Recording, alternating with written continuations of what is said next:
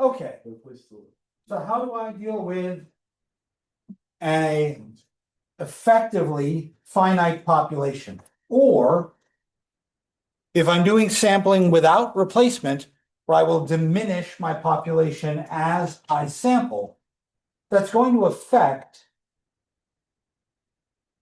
the percentage of the population that I get in each sample.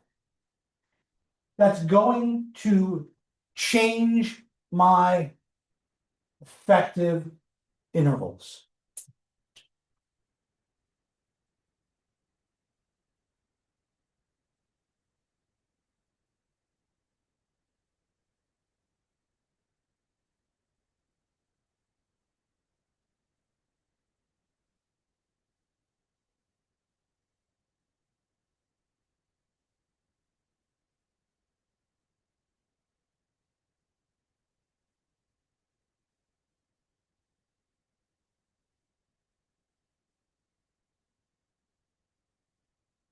Since my sampling error and my margin of error both change, I'll need to account for this.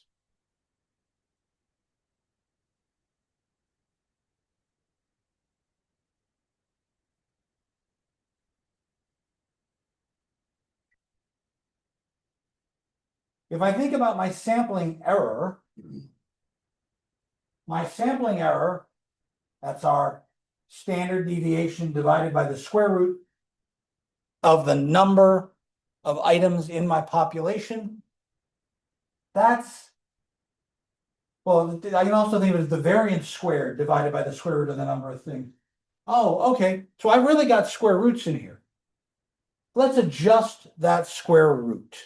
Something called the finite population control factor.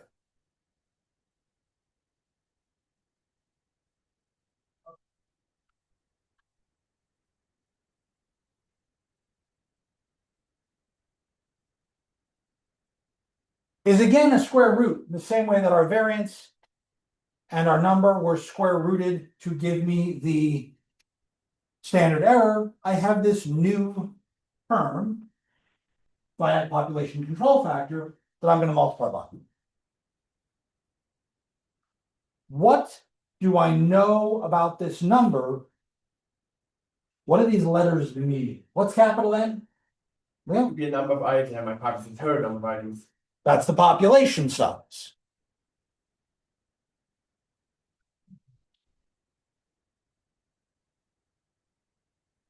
And n, little n, is my sample size.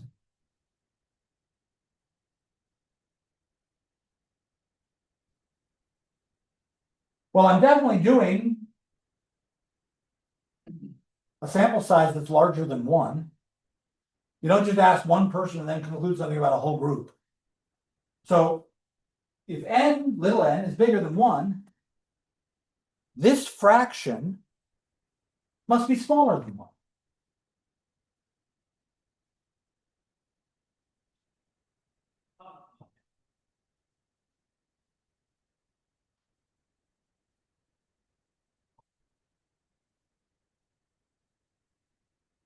Okay, if I'm sampling a larger fraction of my population, then I've increased my sampling error. I've increased my margin of error. This reduces it somewhat based on the size of the population not yet sampled. That's what this numerator is. It's the population not yet sampled. So if I leave a very small proportion in my sample, then this will be very close to 1. My population is effectively infinite. This number gets closer and closer to 1 as the ratio between my sample size and my population size gets smaller. Every single one of our margin of error calculations simply gets multiplied by this factor.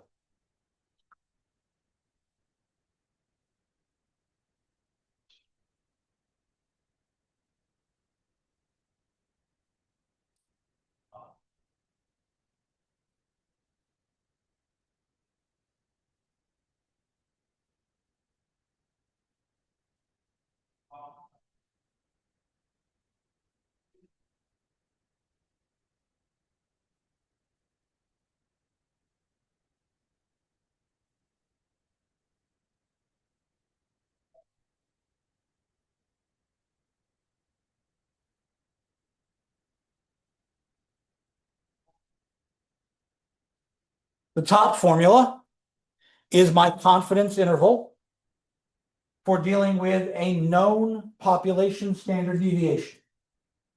So if I know something about the process, that's going to allow me to use the normal distribution. And then I add this, well, multiply on this finite control factor. Here, in this middle formula, I'm doing a confidence interval for a mean where I don't know the population standard deviation. I only know the sample standard deviation instead. And that's why I switch tables. Instead of using the Z table, I use the T table. I got to use the student distribution published by Gossett to make the tails a little bigger to account for the smaller sample size that's usually involved. For a proportion, I take the calculated proportion, multiply by the standard error of the proportion, and then my finite control factor. So all of this allows me to, quote, work backwards and to generate what would be a more difficult calculation because I have a finite population and allows me to generalize it. Questions?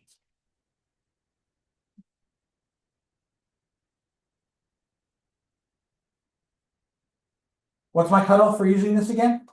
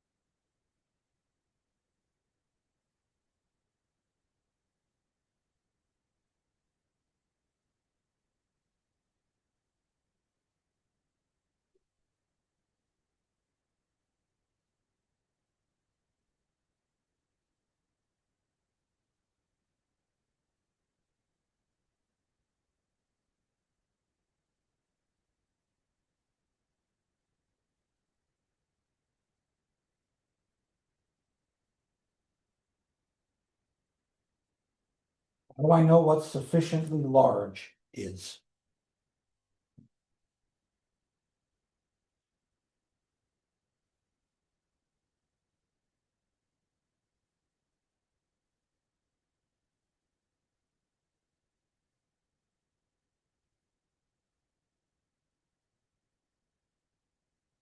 What there's 50. That was my rule of thumb, but we actually had, that's the sample size, right? But in this case, I'm talking about the comparison between the sample size and the population.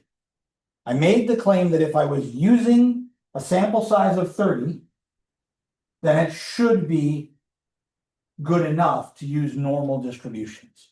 But again, that assumes normality, and that's what's violated when these two things come in play.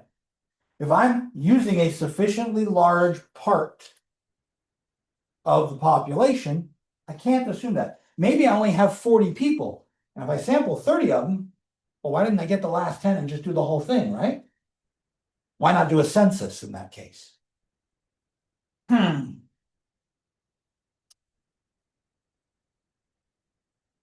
We had, way back in chapter 2, a definition for what it meant to be effectively infinite. We mentioned this on Friday. What does it mean for my population to be effectively infinite in terms of the sample size and the population size?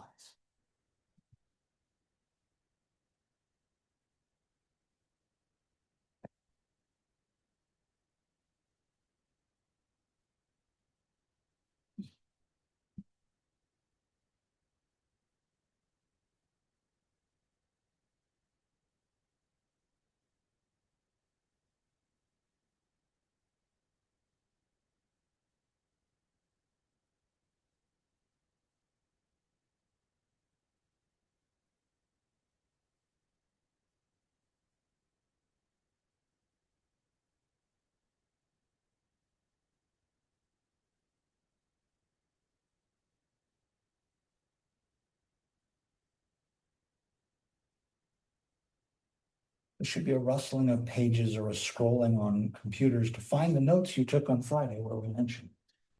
Or flipping through the book or looking at the book online. Find out what effectively infinite meant.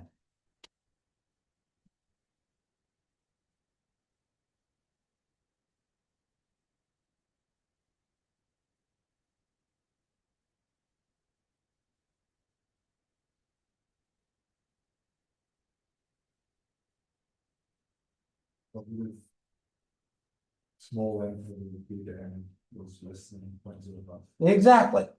So sufficiently large means that my sample is more than 5%.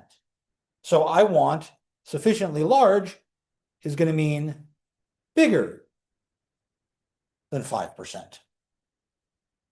If 30 people is out of 100, that's too big. I need to control for the finiteness of my population. If I have 500 people out of 2,300, I sampled 500 students here at Seton Hill. The population of students at Seton Hill is between 1,400 and 2,200, depending on whether you count graduate students or not. There you go. There's my sample size right there. It's too big a sample for me to assume normality. It's too large of a fraction. I'm going to need to do this if I do any sample here of that size. Now, if I only sample 30 people out of 1,400, that's a much smaller proportion. I'm going to get away with it.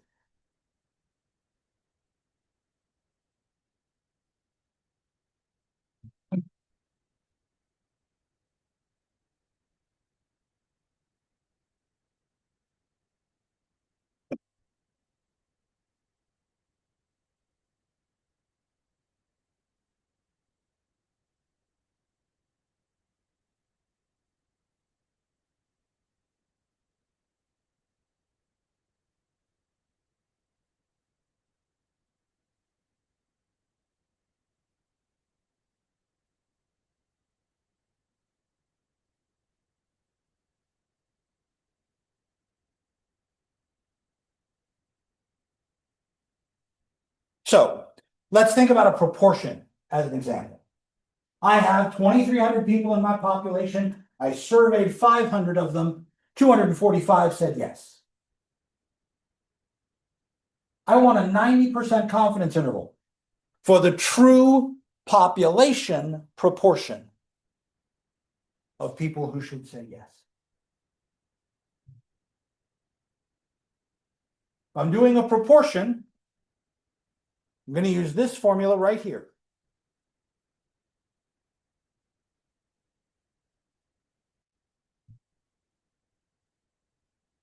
That means I need you to tell me two numbers in this proportion. Two things we don't already know. Thing number one, in order to use this formula, I need P, I need little n, but I've got little n. I need big N, but I've got big N. And I need a z value. So I need two pieces of information. I need P and I need Z.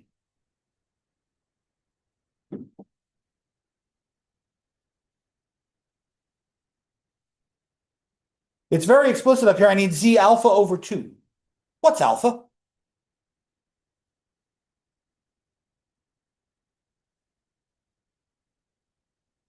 Would it be twice as much as 1.645? And that's not alpha.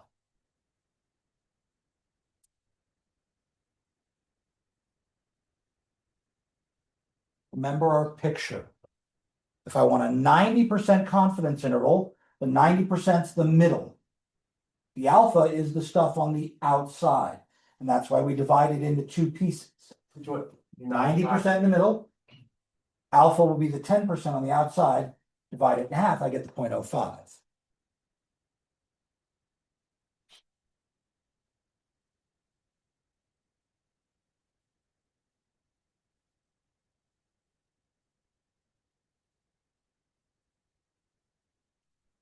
So if I go back to the Z tables,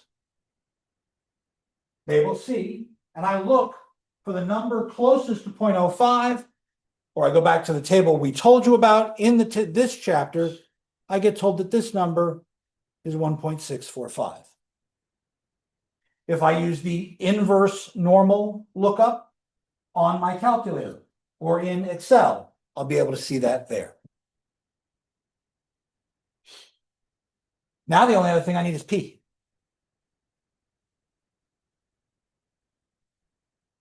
This is a proportion. Where do I get P?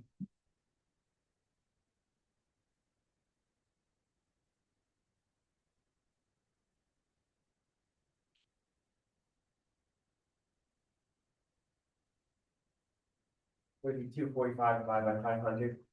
The number of people that said yes. That's my sample.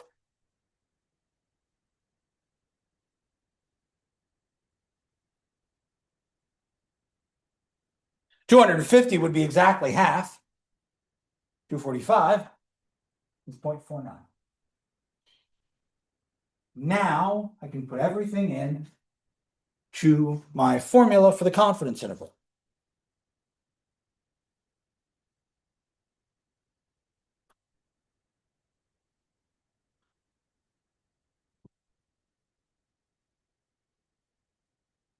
Including my finite population control factor, because 500 over 2300 is what fraction?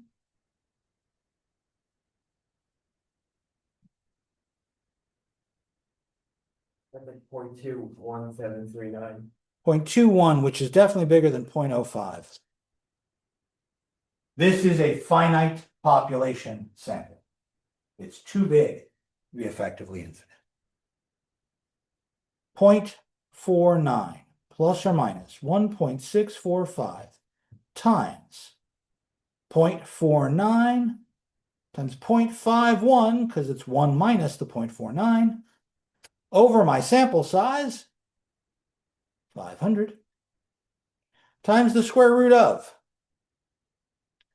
2300 minus 500 over 2300 minus 1. I got to calculate all of these numbers over here individually, multiply them all together, and then I'll be able to know what I'm adding and subtracting.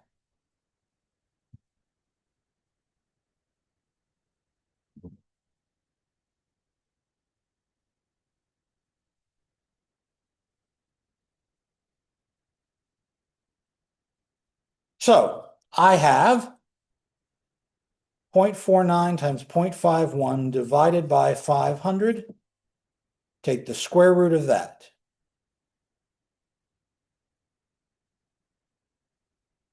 That's this number.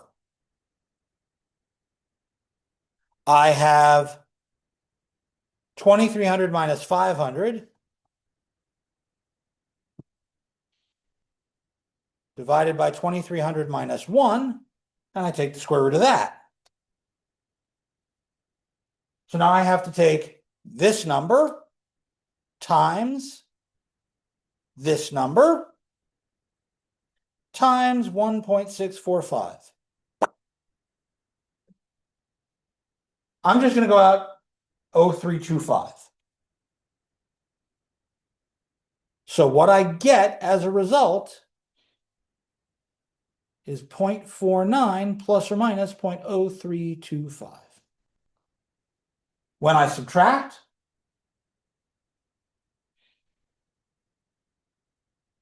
when I add,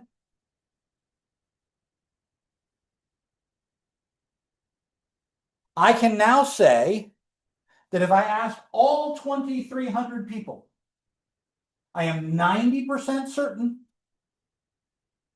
the proportion of people who say yes will be in this interval.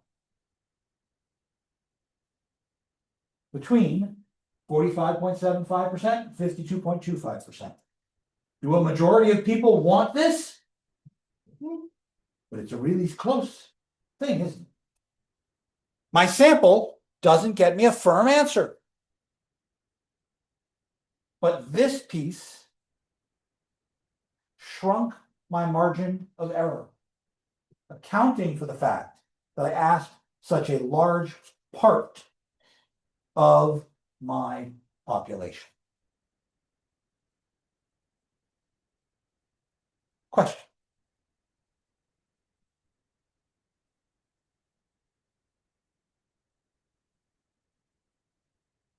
Most of the time,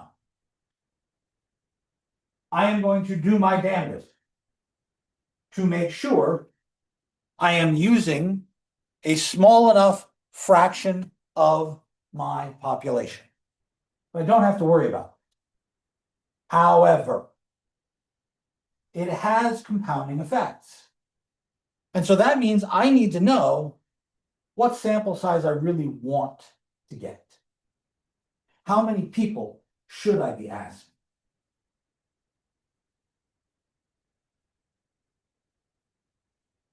Question.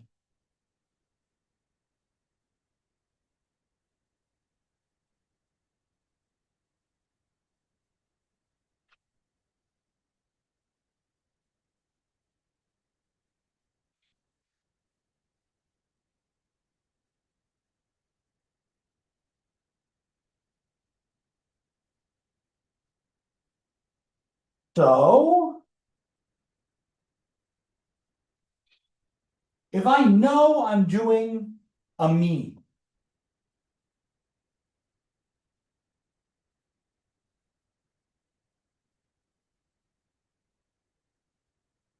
let's suppose I'm only allowed a particular margin of error.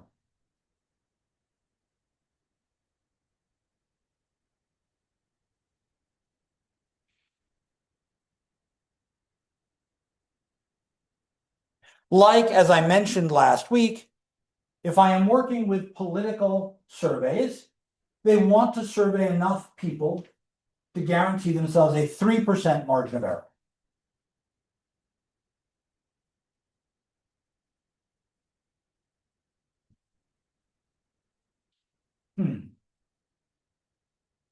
I should use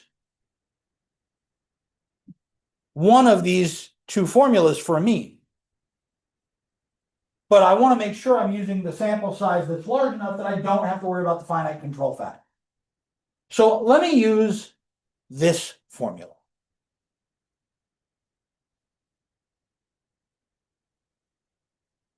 Oh, I forgot the z goes in front.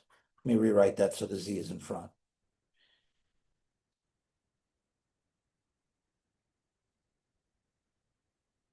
I'd love to use the t-tables, but in order to use the t-table, I need to know the degrees of freedom.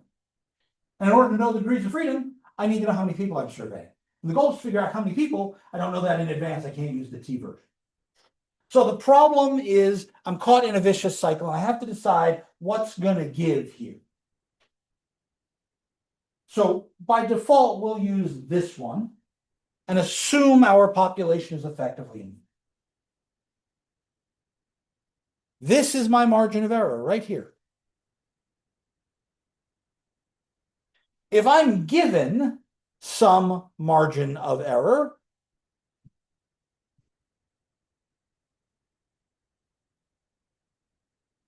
and I rearrange this to get n all alone, we did this calculation last week.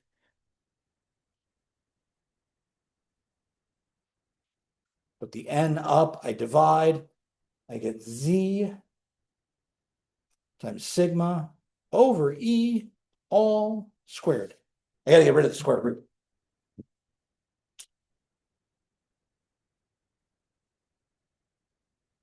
If I know the margin of error, then I can tell you how many people I need if I figure this out and round up to the nearest whole number.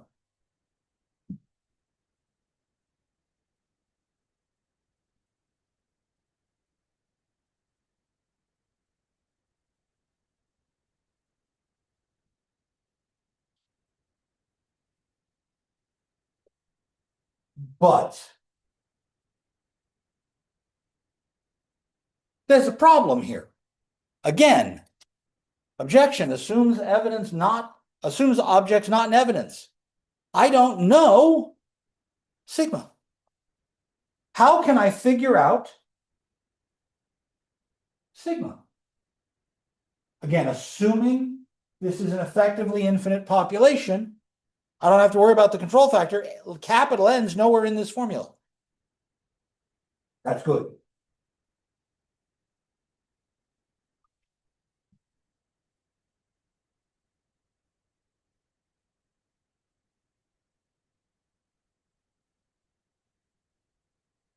Well, let's think about this.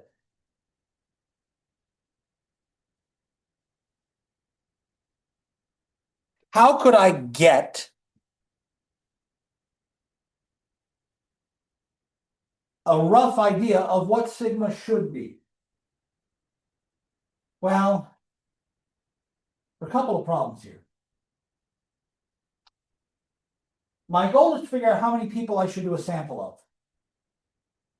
If I don't know anything about the process and I don't know the standard deviation, I don't have a good way of guessing at it, unless I know a little bit of information about the population. Hold that thought. Yeah. I have to do a sample before I do a sample. This seems really ass backwards. But frequently, our samples are tested on a small group before we test to a larger group. If I want to know information, I'm going to survey, I don't know, 1,000 people. I'm going to start with a survey on maybe 20. Hey, y'all are here. Can I ask you a couple questions? Or you people are getting paid to come in and do our research project. Here is a little survey for you to take. So I can do an advanced survey.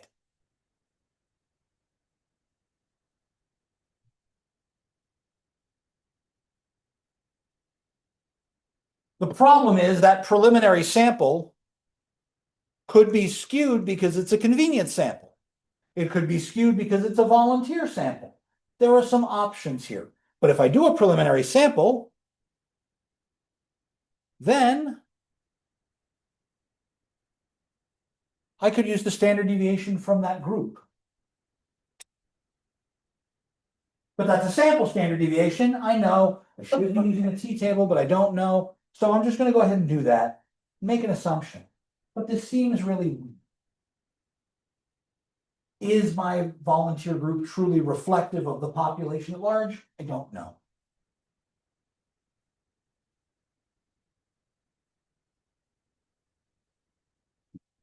I could make some assumptions about my population.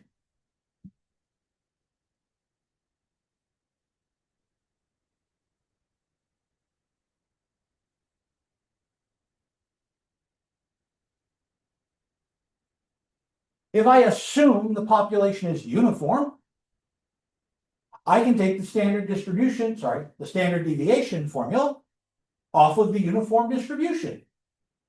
We had a formula for that back in chapter 6 and chapter 7. We talked about uniform distributions.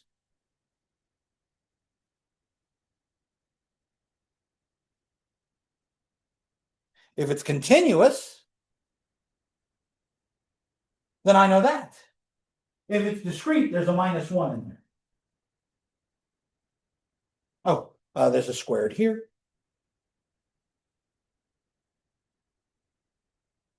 Now, this usually results in an overestimate because uniform distributions are flat. They have no central tendency at all. And when we're sampling, we get something that kind of looks normal. But this again still needs B. This again still needs B and A. I need the maximum and the minimum in my group. So I know, hey, we're going to be between here and here. That's my boundary. So still, I would need to do some sort of preliminary observation or preliminary sample. But if I'm thinking about sampling, I'm thinking about uniform behavior, then that's really a bad idea. Sampling usually goes with normal behavior.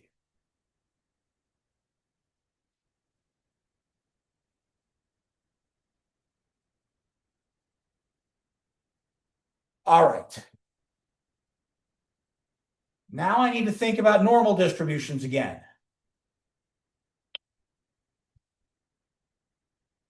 Normal distribution If I go out far enough, I've really got very little out here in the extremes, right? And we said that things that weren't outliers had z-scores between what and what? Either between -3 and 3. So really, most of my data, most of the time, 3 standard deviations between the highest and the lowest. 3 at the top, 3 at the bottom. That's a total of 6 standard deviations, not 3. Hey, then I could assume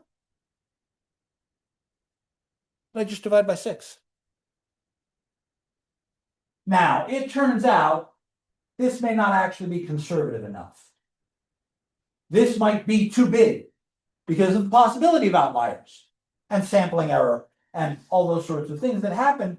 So we might actually want to use 7 in the denominator or 8, make this number even smaller, but that's still being discussed among statisticians in general.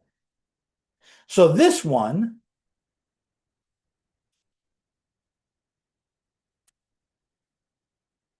may be too big because of no central tendency.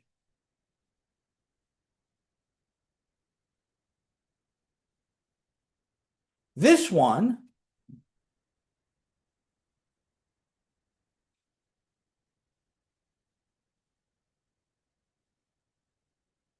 if I divide by a bigger number, I make the thing smaller.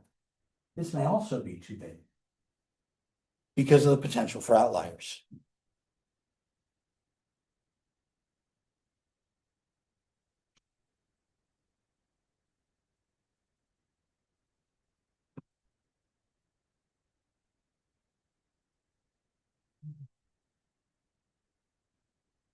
Again, I could try all 3 of these, see what the difference is, and then try and figure out which one makes a difference in the number of people I survey.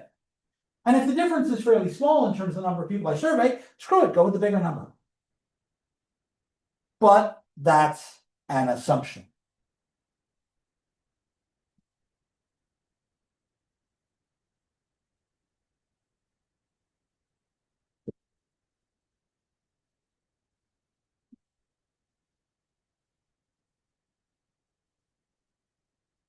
Regardless of which method I choose to do, the units for my error must match the units for X, the average, and the standard deviation. This is not automatically a percentage unless I'm doing proportions.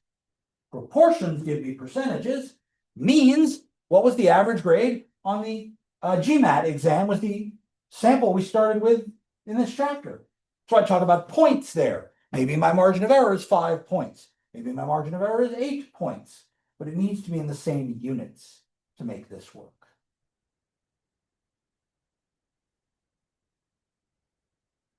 Questions?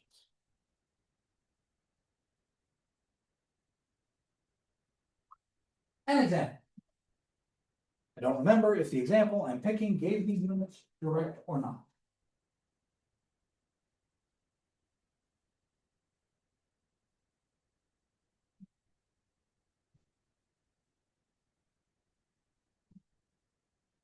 Yes, here we go. Number 43. Last year, a study showed that the average ATM cash withdrawal took 65 seconds, standard deviation of 10 seconds. We're going to repeat the study this year. How many people do I need to ask? Get a 95% confidence interval and an error of plus or minus 4 seconds. We're measuring time in seconds. I want my margin of error to be given in seconds. How many people do I have to ask? All right. Let's write down the information from here that matters to solving this problem. I was given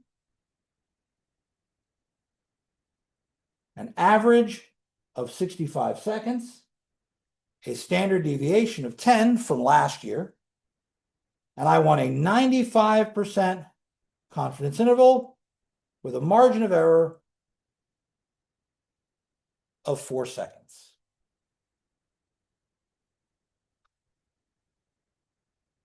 The goal is to solve for n. I scrolled that formula off the top of the screen, but let me copy it down anyway.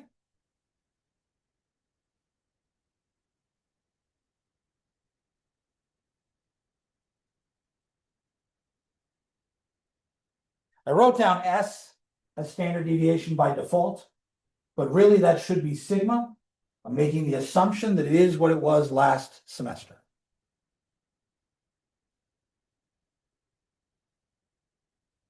Okay. So this is what it was last year.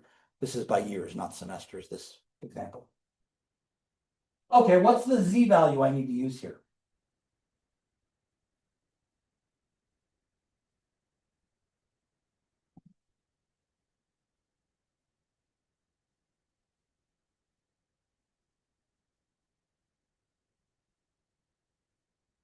How do I know?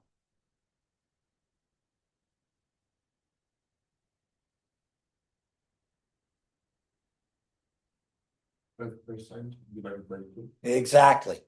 I need to use the alpha from here.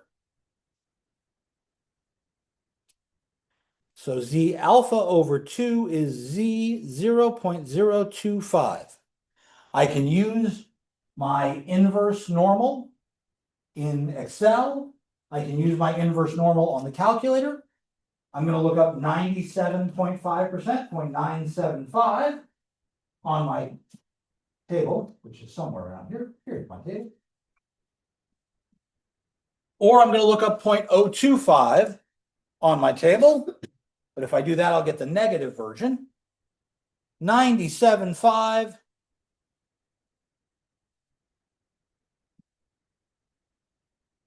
9750 1.96.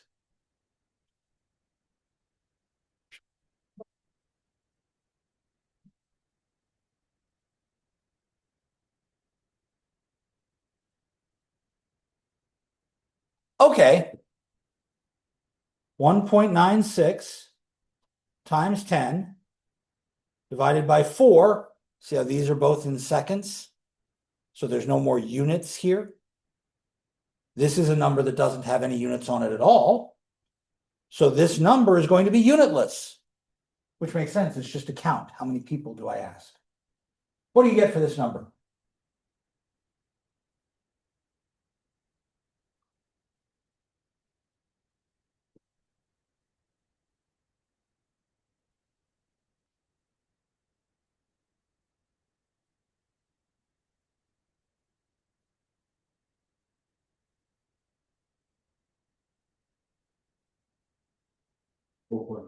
Okay, and when I square that, because it's squared there, and I didn't write that down on the next line, 4.9 squared is 24.01. Ah, but I'm required to round up. So I should ask 25. In this case, I should observe 25 transactions. You want a smaller margin of error, you're going to have to observe more transactions, right? So if I change that 4 to a 2, things are going to change. Change that 4 to a 3. Okay, being a little longer on my margin of error. Okay with it. But again, you walk up to an ATM. You tap your card or swipe your card and say, I want money, please. Need cash for something? Great.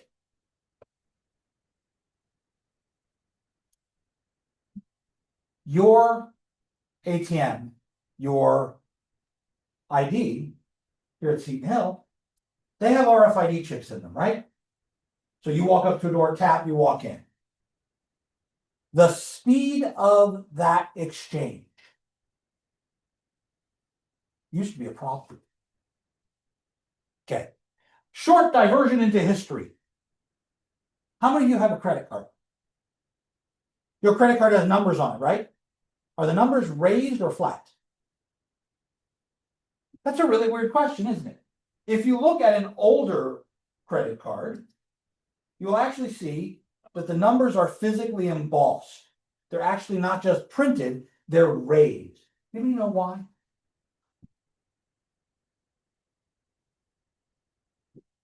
In order for credit cards to know which account to debit, in the 1950s, when they started using such a thing, they would take a physical imprint of your card through a sheet of carbon paper onto a receipt.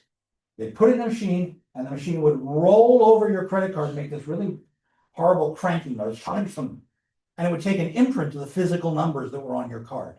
And then, at the end of the day, the company would take those cards and send them, those imprints, send them to the bank. You'd get one, the company would get one, the bank would get one. And the bank would go, oh, Joshua Sassmore paid out of this account to this company. Here you go, here's your money. Problem, lag time. I have to mail those to the bank. The bank takes a couple of days to read them. Then I get my money. It's been a week before the company gets paid, right? This caused credit card fraud to go through the roof. The first electronic cards used the mag strips on the back of the cards. You just swipe your card, right? You really want to freak yourself out.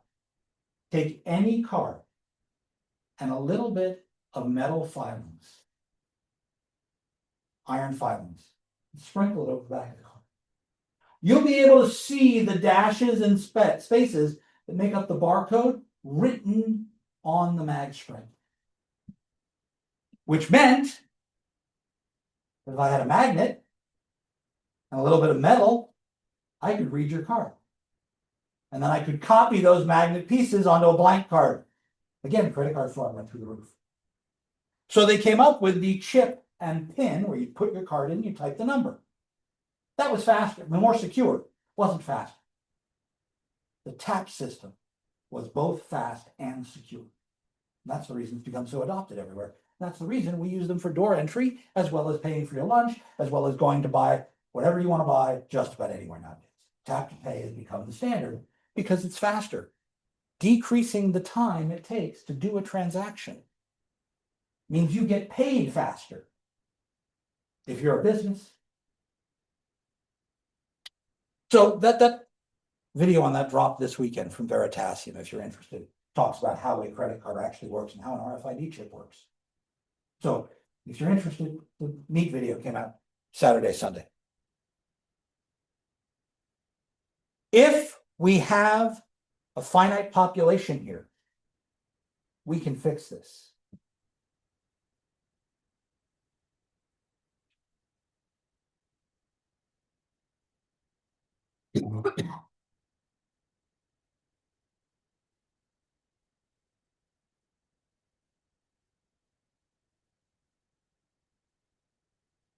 I am going to tell you right now, I have no idea where this formula came from.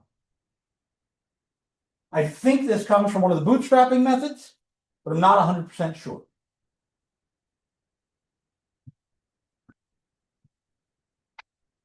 But this is also iterable. If you do this and that is still too big, you can do it again.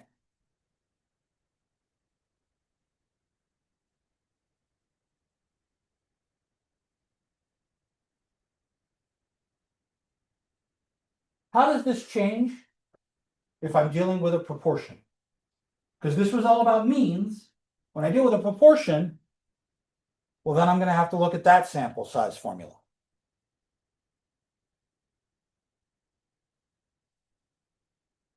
All right, wait a minute. The formula for a proportion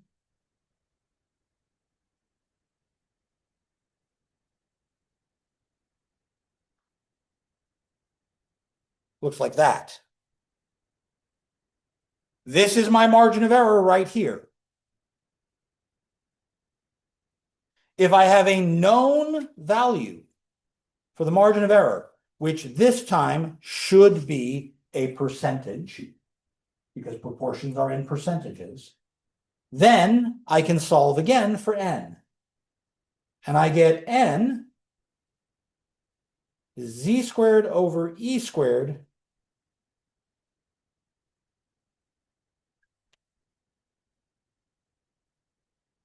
times that standard deviation for a proportion. That's what replaces our s. Oh, sorry, sigma. But again, I'm in the same boat. This requires me to know something about the population proportion. Oh, crap. The most conservative estimate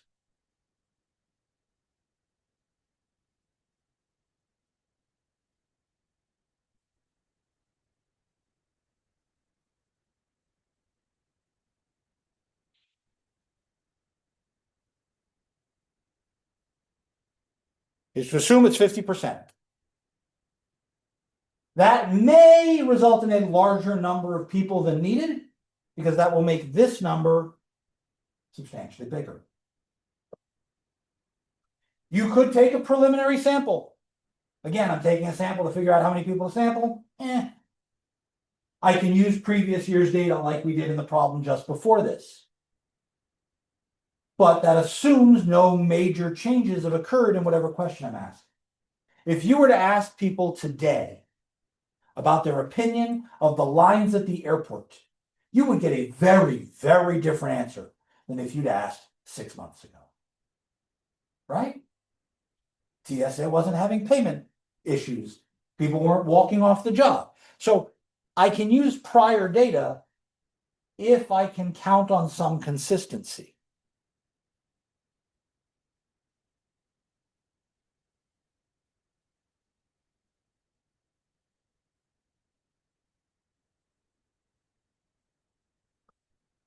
So that's an assumption, and I may or may not be able to work on it. If I end up taking a really big sample, whether that is in the mean or in the proportion idea, I can always reduce my required level of confidence. I can increase the size of my margin of error. If I increase the size of my margin of error, I will have fewer people involved.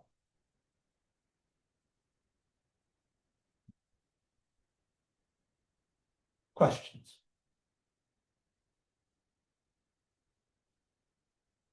All right. So one of the real big questions is, if I am this confident, what happens when I'm out here? If I have a confidence interval, it's that alpha bit on the outside that becomes important. I want to use my sampling to learn things I didn't already know. And to that end, I want to test questions. I think 50% of the people, or 60% of the people, or 80% of the people think this way, have this opinion. I take a survey. Am I right, or am I talking out my ass? Testing my questions is the reason to do all this survey data. It's the reason to get all this information. It's the reason to do confidence intervals in the first place. So if I want to test something, I need to phrase the thing I'm testing properly, and then ask a legitimate question, interpret the results of my survey. Hypothesis testing comes in a number of flavors. We'll talk about those starting on Wednesday. See you all then. Have a wonderful rest of your day.